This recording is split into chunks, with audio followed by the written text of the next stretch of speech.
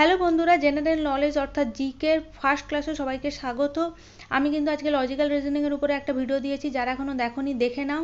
রাত্রি 9টার সময় ওই ভিডিওরই যে যতগুলো পিডিএফে আমি যতগুলো কোশ্চেন দিয়েছি সেগুলো সলভ করে দেখাবো, ততক্ষণ তোমরা ওগুলো সলভ করে নাও, ঠিক আছে?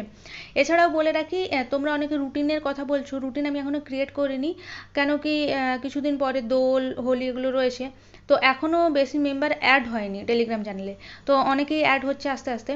তো এই কদিন আমি কি করব, যেই ভিডিওগুলো মোটামুটি দরকার সেগুলো তোমাদের তো দিচ্ছি, মানে এপ্রিল থেকে আমি তোমাদের প্রপারলি রুটিন ওয়াইজ ক্লাস করাবো, ঠিক আছে? আপাতত এই কদিন তোমরা যেই ভিডিওগুলো আসছে সেগুলো দেখো। কেন বলছি রুটিনটা আমাকে একটু ভেবেচিন্তে তৈরি করতে হবে। ধরো আমি লাইফ সায়েন্সের যে চ্যাপ্টারটা তোমাদেরকে বললাম, টেলিগ্রামে পোস্ট করলাম যে দুদিন বাদে এই চ্যাপ্টারটার কোশ্চেন ডিসকাস হবে, তো দুদিন সময় দিতে হবে তোমাদেরকে, সেই দুদিন তোমরা পড়বে সেই চ্যাপ্টারটা ভালো করে, তারপরে যেদিন ভিডিওটা আপলোড হবে সেখানে ওই ভিডিওতে এসে কোশ্চেনগুলোর অ্যান্সার করবে। এইভাবে পড়লে আর কি তোমাদেরও সুবিধা হয়, তোমাদেরও ভালো করে চ্যাপ্টার ওয়াইজ আর কি রিভাইজ হয়ে যাবে সায়েন্সটা পুরোটা। ততদিন তোমরা সায়েন্সটা নূরে আরুষির যে চ্যানেলটা রয়েছে সেখান থেকে করতে পারো। উনি নো ডাউট খুব ভালো টিচার, খুব ভালো করে পড়ান। উনি প্যারামেডিক্যালেরও সময় পড়িয়েছেন, জেনপাসের সময়ও পড়িয়েছেন। তো আমি ওনার চ্যানেলের লিঙ্কটা ডেসক্রিপশন বক্সে দিয়ে দেবো, ওনার চ্যানেলটা তোমরা সাবস্ক্রাইব করে নাও, ওখান থেকে সায়েন্সগুলো পড়তে পারো ততদিন পড়তে পারো। তারপরে তো আমি আসছি চ্যাপ্টার ওয়াইজও তোমাদের সমস্ত কোশ্চেন ডিসকাস করবো। আচ্ছা, লজিক্যাল রিজনিংয়ের যে ভিডিওটা সেটা না দেখে থাকলে দেখে নিও। আচ্ছা, আর জিকের মানে কি কি ইম্পর্টেন্ট টপিকস আমি ডিসকাশন করতে চলেছি আমার চ্যানেলে, সেগুলো নিয়ে একটা ভিডিও এখনও দিইনি, সেই ভিডিওটা কালকে আসতে চলেছে। জিকের মোস্ট ইম্পর্টেন্ট টপিক যেগুলোর উপরে মানে আমরা আর কি কোশ্চেন ডিসকাশন করবো সেগুলো তোমাদের দিয়ে দেবো। অনেকগুলো টপিক আমি রেডি করে রেখেছি। আজকে সন্ধ্যেবেলায় আসতে চলেছে তোমাদের ম্যাথামেটিক্সে, তোমরা অনেকে বলেছিলে ম্যাথামেটিক্সে কোন কোন টপিকগুলো ম্যাম করবো ইম্পর্টেন্ট সেগুলো নিয়ে। তো আমি প্রথমে ম্যাথামেটিক্সের টপিকটা আজকে দিয়ে দিচ্ছি, কালকে জিকের টপিকগুলো দেবো, আর মানে সাইড বাই সাইড তো ক্লাস চলছে। তো চলো, আজকে যেই টপিকটা আমি নিয়েছি সেটা হচ্ছে নোবেল পুরস্কার। কেন কি এখানে যেহেতু নার্সিংয়ের ব্যাপারটা রয়েছে, মাদার টেরেসা যিনি সকলেই জানো উনি শান্তির জন্য নোবেল পুরস্কার পেয়েছিলেন, তো সেই জন্যই ভাবলাম নোবেল পুরস্কার নিয়ে একটা ভিডিও দেওয়া যাক। আগে বলে রাখি, নোবেল পুরস্কারে যে প্রাইজটা সেটা কিন্তু সুইডিশ ক্রোনার প্রদান করে। যেমন আমাদের দেশের টাকাকে কি বলা হয়, টাকা তো নয়, টাকা হচ্ছে বাংলাদেশের যে কারেন্সি তাকে বলা হয় টাকা, আর আমাদের দেশের কি বলা হয় রুপিস। তো দেখো সেইভাবেই সুইডিশের যে মানে সুইডেনের যেখানে কারেন্সি, সেখানে কারেন্সির নাম হচ্ছে ক্রোনার। তো যারা যারা নোবেল পুরস্কার জেতে তাদেরকে কি হয়, 10 মিলিয়ন সুইডিশ ক্রোনার প্রদান করা হয়।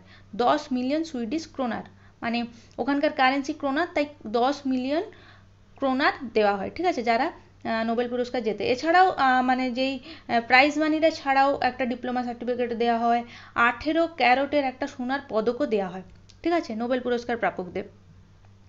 তো দেখো এবছর কারা কারা নোবেল পুরস্কার জিতেছে সেটা পরের ভিডিওতে জানবো। আগে জানি ভারতে নোবেল পুরস্কার আজ অবধি কারা কারা জিতেছে এবং কোন সালে এবং কিসে জিতেছে, ঠিক আছে? রবীন্দ্রনাথ ঠাকুর দেখো সাহিত্যে প্রথমবার নোবেল পুরস্কার জেতেন 1913 সালে। সিভি রমন ফিজিক্সে 1930 সালে নোবেল পুরস্কার জেতেন। হরগোবিন্দ খুরানা চিকিৎসাবিদ্যায় 1968-তে নোবেল পুরস্কার জেতেন। মাদার টেরেসা সব থেকে ইম্পর্ট্যান্ট, ভালো করে মাথায় রাখবে, মাদার টেরেসা হচ্ছে 1979-তে শান্তিতে নোবেল পুরস্কার জেতেন। চন্দ্রশেখর সুব্রমণিয়াম পদার্থবিদ্যায় 1983-তে নোবেল পুরস্কার জেতেন। অমর্ত্য সেনও বাঙালি, এটাও ভালো করে খেয়াল রাখবে। অর্থনীতিতে 1998 সালে নোবেল পুরস্কার জেতেন। রাজেন্দ্র কে পাচৌরি শান্তিতে 2007-এ নোবেল পুরস্কার জেতেন। ভেঙ্কট রমন রামকৃষ্ণন রসায়নে 2009-এ নোবেল পুরস্কার জেতেন। এবং কৈলাস সত্যার্থী যেটা হচ্ছে উনিও শান্তিতেই জিতেছিলেন 2014 সালে, এটাও মাথায় রাখবে। কৈলাস সত্যার্থী 2014 সালে শান্তিতে নোবেল পুরস্কার জেতেন। এবং অভিজিৎ বিনায়ক বন্দ্যোপাধ্যায়, যিনি আমাদের বাংলারই একজন, তো উনিও অর্থনীতিতে 2019-এ নোবেল পুরস্কার জেতেন। তো উনিই হচ্ছে এখন লেটেস্ট। 2020-তে কিন্তু কোনো ভারতীয় বা বাঙালি কেউই নোবেল পুরস্কার পায়নি। লেটেস্ট যেটা হচ্ছে সেটা হচ্ছে অর্থনীতিতে অভিজিৎ বিনায়ক বন্দ্যোপাধ্যায় লাস্ট, উনি হচ্ছে নোবেল পুরস্কার পেয়েছেন ভারতীয় হিসাবে 2019 সালে। এছাড়া মানে আমাদের ভারতের সাথে যোগসাযোগ রয়েছিল যাদের, মানে ভারতের সাথে কানেকশান রয়েছে এমন 3 জনের আমি নাম লিখেছি। একজন হচ্ছে রোনাল্ড রস, তোমরা সকলেই জানো রোনাল্ড রসের নাম শুনেছো। চিকিৎসাবিদ্যায় উনি জিতেছিলেন নোবেল পুরস্কার 1902 সালে, এবং রুডিয়ার্ড কিপলিং সাহিত্যে জিতেছিলেন 1907 সালে, আর ভিএস নাইপাল সাহিত্যে জিতেছিলেন 2001 সালে। এই 3 জনের নামটাও আমি লিখেছি, এগুলো আসে অনেকবার পরীক্ষায়।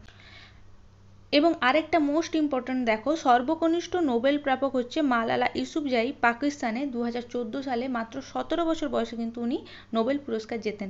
তো মালালা ইউসুফজাই কিন্তু খুবই পাকিস্তানের একজন খুবই প্রসিদ্ধ মহিলা, এবং এনাকে নোবেল পুরস্কার দেওয়া হয় ওখানকার যে মহিলাদের জন্য, মহিলাদের শিক্ষার জন্য, বাচ্চা বাচ্চা যে মেয়েরা রয়েছে তাদের শিক্ষার জন্য উনি অনেক করেছিলেন। এই জন্যই কিন্তু ওনাকে উনি পাকিস্তানের বাসিন্দা ছিলেন, তো ওনাকে নোবেল পুরস্কার দেওয়া হয় মাত্র 17 বছর বয়সে। আজ পর্যন্ত নোবেল পুরস্কার প্রাপকদের মধ্যে সব থেকে কনিষ্ঠ উনি, এটা মাথায় রাখবে, ঠিক আছে। ওনার অনেক বইও রয়েছে, আমি তো ওনার অনেক বড় ফ্যান। ওনার ব্লগস, ওনার কথাবার্তা খুবই ভালো।